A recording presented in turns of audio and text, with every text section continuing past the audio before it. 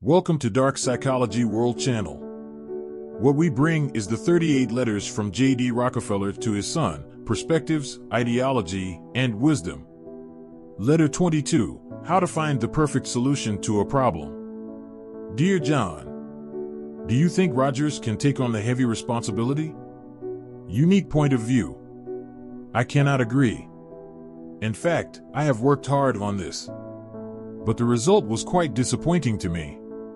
My employment principle is: person who is entrusted with important tasks is someone who can find better solutions to problems.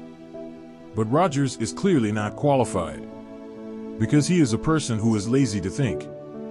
Before I intentionally enabled Rogers, I did some research on him. Then, I asked him a question, Mr. Rogers. What do you think the government should do to abolish all prisons within 30 years? He looked confused after hearing this. I suspect I heard it wrong. After a while of silence, he began to refute my respected Mr. Rockefeller. What do you mean? To kill those murderers and robbers? And will all the rapists be released? Do you know the consequences of doing this? If that's the case, we can't even hope for peace. One way or another, there must be a prison. I hope then can take Rogers' iron head, break open a crack. I reminded him of Rogers. You only gave reasons why it cannot be abolished. Now you try to believe that prisons can be abolished. Assumption can be abolished. How do we start? This makes me so embarrassed. Mr. Rockefeller, I can't believe it. I'm also having a hard time figuring out how to get rid of him. That's Rogers' approach. No way.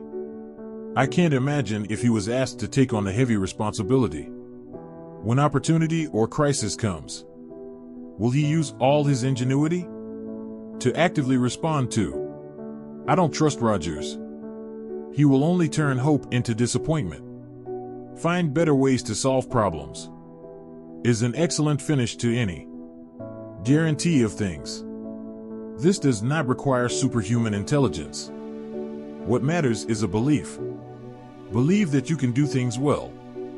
When we believe, when something is impossible to do, our brain will find all kinds of reasons for us why we can't do it. But when we believe, truly believe that something can really be done, our brain will help us find various ways to do it. Be convinced that you can do something. It will stimulate our potential creativity. We will also get creative solutions as a result. On the contrary, doubts about the success of something, or deny it directly, it's like closing the door to your heart. Not only does it hinder potential creativity, at the same time, our beautiful dreams were shattered. I hate it when my people say it's impossible. Impossible is a term for a loser. One person. Once you are dominated by the thought that something is impossible, he can generate a series of thoughts. Prove that he was right. Rogers made this mistake. He is a traditional thinker. His mind is numb. His reason is that the prison system has been in place for 100 years. So it must be a good idea. Must remain as is. Why take the risk to change? And the fact is often, if you can think of ways to do it with your heart, then things will be done well. However, ordinary people always gain enlightenment and make progress. Everyone believes that nothing is possible. There is only one best solution. There are as many best methods as there are creative ideas. Nothing grows in ice and snow. If we let traditional ideas freeze our hearts, new ideas cannot grow. Traditional thinking. It is the number one enemy that imprisons our creativity. Traditional ideas freeze our souls, hinder our development, develop the creativity necessary for success. Rogers made this mistake. He should be open to all kinds of ideas. Throw away what doesn't work. If you can't do it, there's no use for that stupid scumbag's thinking. He also needs to have a practical spirit. Have the courage to try new things. This way he can expand his abilities. Prepare him for greater responsibilities. At the same time, he has to take the initiative to move forward. His thoughts cannot just stay in the past. This is how I usually do things. So I'm going to use this method here too. His thinking must change. He should have such a consciousness. Compared with the method we are used to, is there any better way to solve the problem? There can be no absolutely perfect plan in the world. This means there is always room for improvement in everything. I know this very well. So, I'm often looking for better ways. I don't ask myself if I can do better. About this question, my answer is definitely yes. I believe I can do it. So I usually ask myself this: how can I do better? The best way to find the perfect idea. Just have many ideas. I will continue to serve myself and others. Set high standards. Constantly looking for ways to improve efficiency. Get more rewards at lower costs. Get more done with less effort. Because I know someone with the attitude that I can do things better. To achieve great achievements, a can-do-better attitude needs to be developed.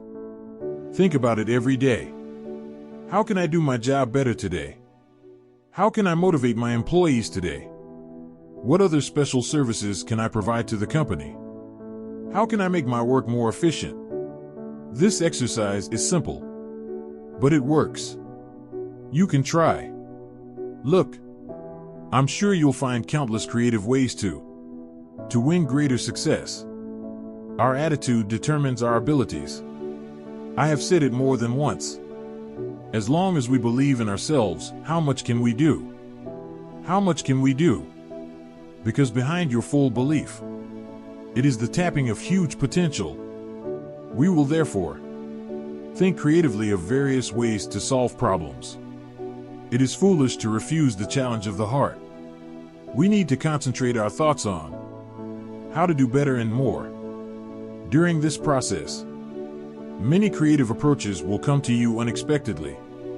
For example, plans to improve current work, or shortcuts for routine tasks, or delete irrelevant trivial matters.